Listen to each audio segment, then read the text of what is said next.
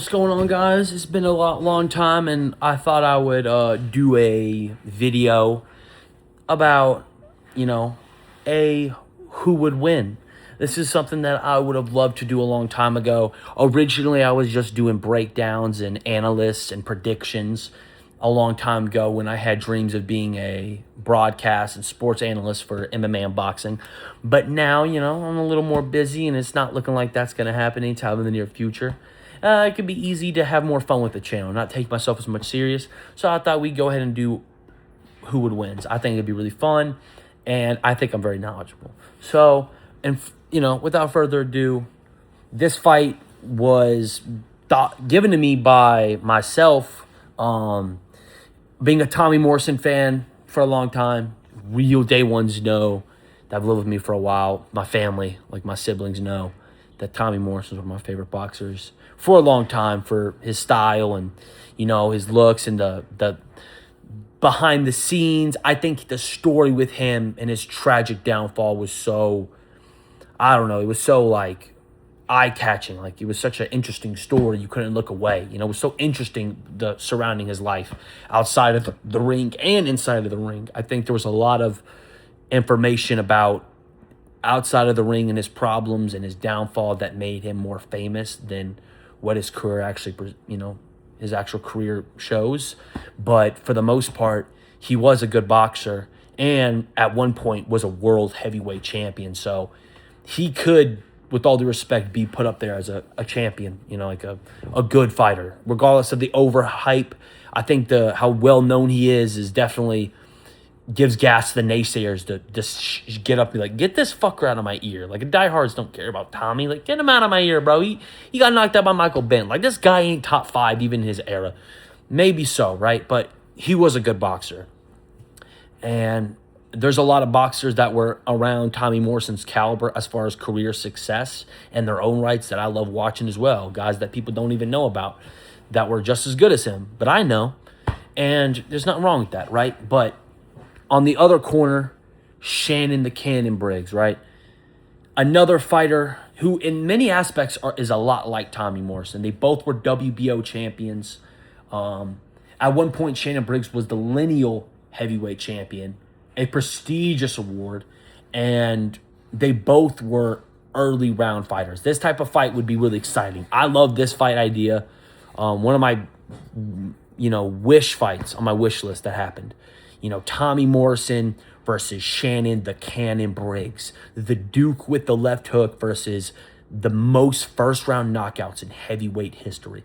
37 first-round knockouts. Shannon Briggs, the Brownsville Yeti, is a savage. Tommy the Duke Morrison, a boxing savage and incredible fighter.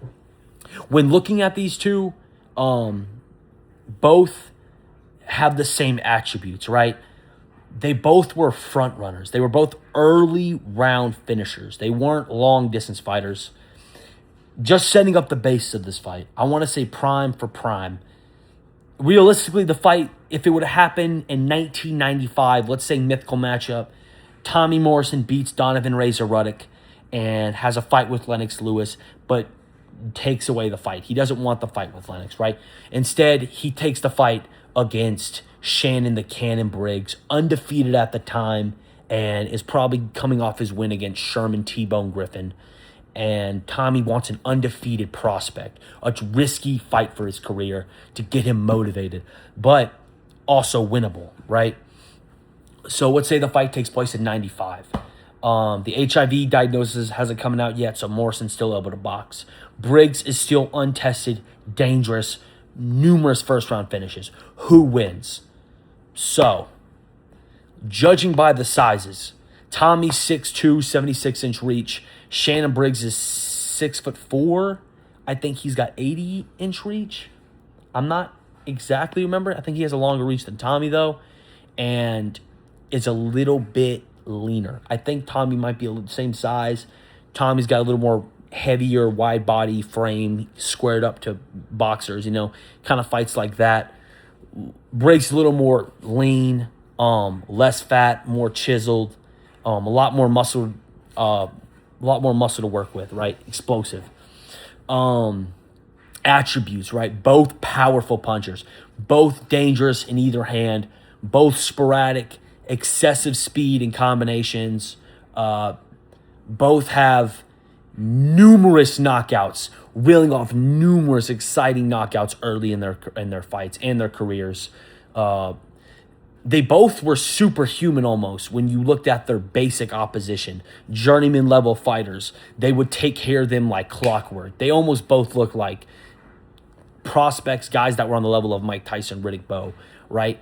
And then once they got to the top level, when they both fought Lennox Lewis, or, Tommy Morrison with Ray Mercer, or Shannon Briggs when he fought Darrell Wilson, I believe his name was, the stamina factor started showing. The inexperience in later rounds with top-level opposition started to show, and they weren't able to come up with tricky, crafty ideas and moves that were able to excuse them for their lack of endurance. Things that they were able to implement, like their speed and their power and their combinations, would work so well in the early rounds.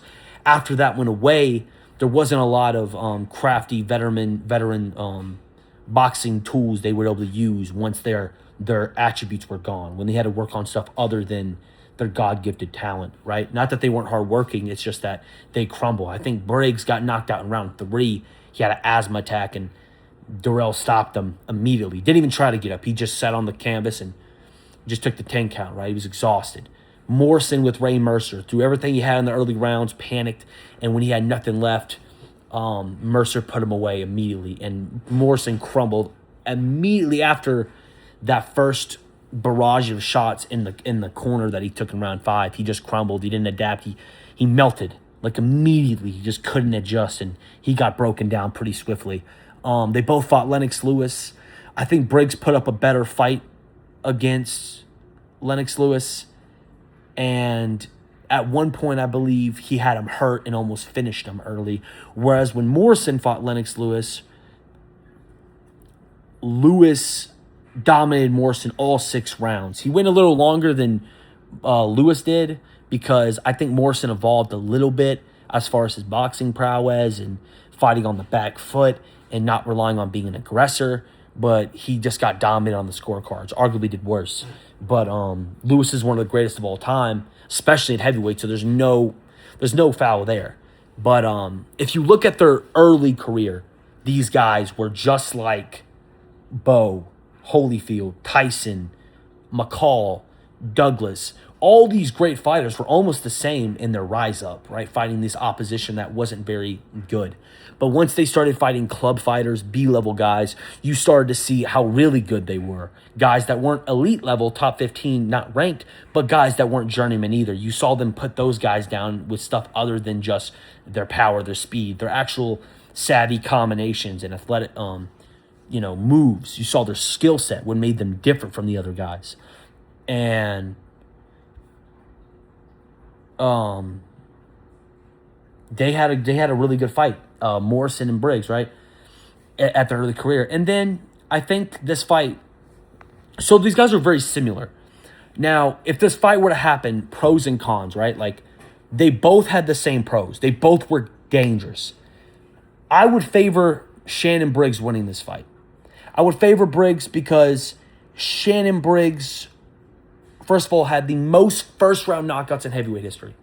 From what I understand, from what I've seen in both of their careers, Briggs could take a punch better than Morrison could. I think he didn't have the endurance that Morrison did. I think Morrison had better endurance. And as their career went on, when Briggs did get better endurance, his boxing ability did not grow. He was slower, not as snappy as he was, but his stamina got a little bit better. Morrison, on the other hand, he would change his boxing approach to favor his stamina, his con, one of his weaknesses, to, beat guys that he couldn't knock out. And after he lost to Ray Mercer, he had to adapt his style so that he wouldn't tire as easily. When he fought George Foreman, he had to implement that style. And he did really well for all 12 rounds. He made him pay. Every time Foreman made a mistake, Tommy would make him pay with powerful snap counters and would get right out of harm's way. He did that safely and boxed really beautifully for 12 rounds. and that was his heavyweight championship win. Briggs did not fight George Foreman the same way. George Foreman, fought Shannon Briggs a little later in their career, but I would say the endurance would favor Tommy because Briggs' style he had asthma. He had really bad asthma, and when Shannon Briggs would fight people, he would usually fade early, really, really early in his fights. He would panic if he got into a battle of attrition with guys, which was very rarely, but at that elite level, attrition was very common in those heavyweights because Briggs would turn guys into slugfest and he would knock them out. He would get into a brawl with them and he would put them to sleep. And when he couldn't put guys to sleep, guys had good head movement. They kept their chin down on a swivel and were, experienced enough to weather those storms. Briggs was very sloppy. He did have a good chin, though, in those attritions. He never really got knocked down too much, and he was really sturdy chin. Just didn't have the stamina. Morrison was the opposite. I don't think Morrison had a really good chin. He had heart, he had toughness, but when he got cracked, like with Michael Bent. You know what I'm saying? Michael Bent was able to crack him in the first round and put him away. Just demolish him. And Michael Bent wasn't a puncher necessarily. He was a dangerous boxer. He was really good. He could punch. Any guy in the heavyweight division could knock you out. But he wasn't on the level of Shannon Briggs at all. Like a shootout between those two, Briggs is knocking Tommy out cold. I will say, though, Tommy Morrison, going into that fight with Michael Bent, was not looking for a top-level fight. I don't think he respected Michael Bent. I believe he underestimated him. So going into that fight, Morrison didn't believe that he could lose. It was supposed to be a tune-up fight. Morrison wasn't training effectively and just kind of expected to walk through Michael Bent. It was a bad plan. But nonetheless, his chin was exposed to not recover that early in the fight. And when you're fighting someone with the most first-round knockouts in heavyweight history, it's hard not to argue in an exchange, in a slugfest, which both these guys are very likely to do. Morrison, being a guy who, fights his fight, would probably get chinned. Now, let's say Morrison respected Lennox Lewis, which he definitely would, Shannon Briggs, and trained for a style that would be more effective for him. How would that go? Well, you look at George Foreman versus Tommy Morrison. You look at Shannon Briggs versus George Foreman. They both fought Foreman at different times in their career. Morrison fought him in 93 when George Foreman was 44. Briggs fought Foreman in 97 when George was 47.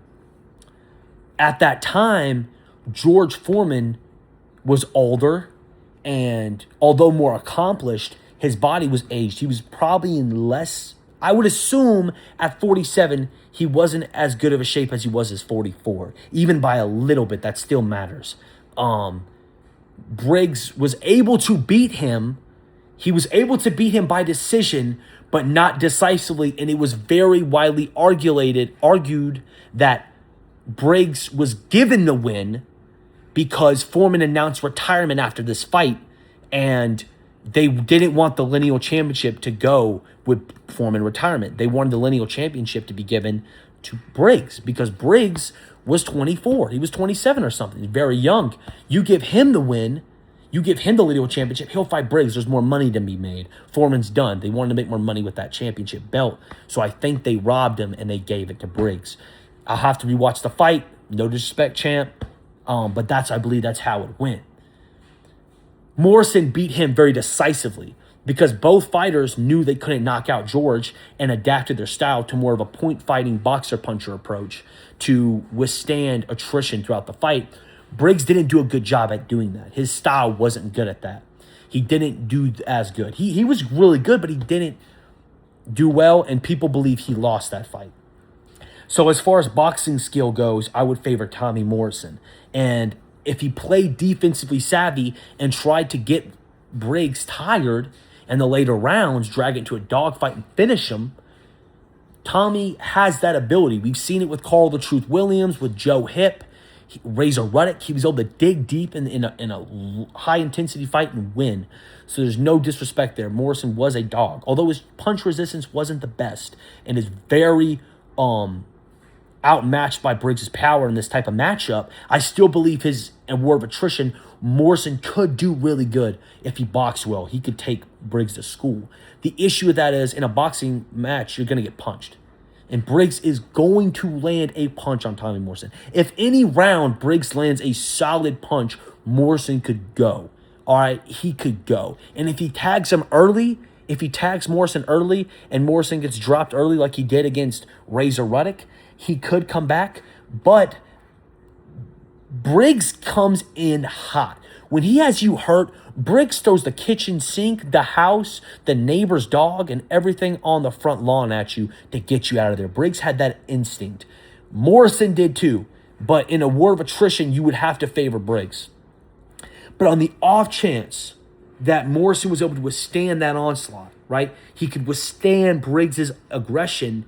He could possibly pull a late round finish, as Briggs was known to have stamina and asthma attacks.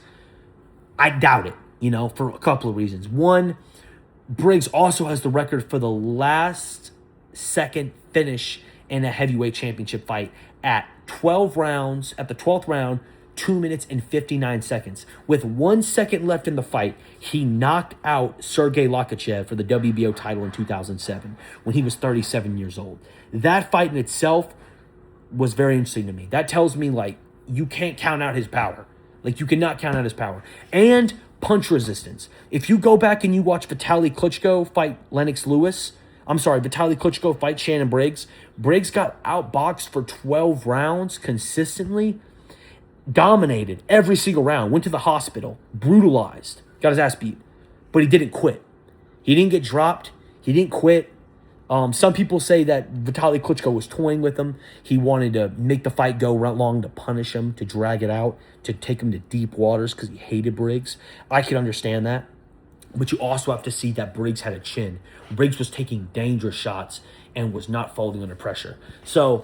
But at the same time, that was Briggs at the age of 37, over a decade after he fought Lennox Lewis. So, at that time, you lose so many fights, you adapt. So Briggs probably adapted to a level to where he was able to look at himself and, mitigate those asthma attacks and those stamina drops he had and kind of mitigate them and be able to box a little better. Although his boxing didn't really prove that much, I digress.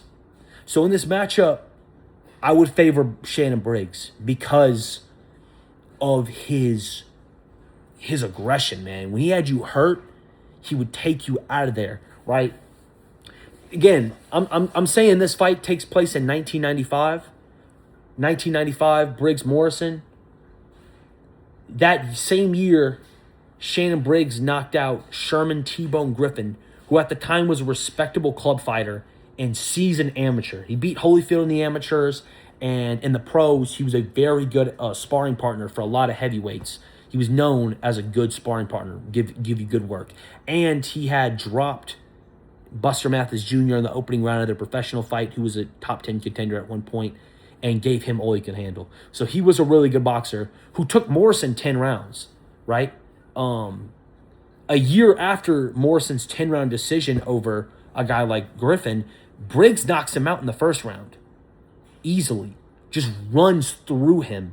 Just runs straight through him. Some people might argue that, I would argue that the reason why Morrison struggled more than Briggs did is because Tommy Morrison was a sparring partner with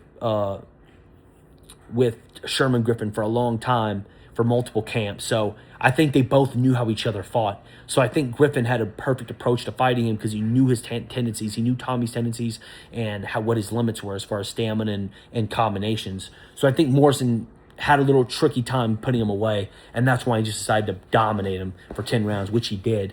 Whereas Briggs knocked him out in the first round, out cold, just ran straight through him. I think in a fight like this, it would go down to a slugfest. I truly believe it would be a slugfest type of phone booth style, and Shannon Briggs would probably end up knocking out Tommy because his punch resistance wouldn't amount to the level of power that Briggs generated. But let me know what you guys think. I think Briggs would win. I think Briggs would win. Although I think Morrison was the better boxer, I think Briggs would win as far as like when it comes down to the down and dirty, like skill out the window, just a slugfest. You probably have to favor Shannon Briggs. Shannon Briggs wins early rounds. Morrison has a chance, but I think Briggs wins.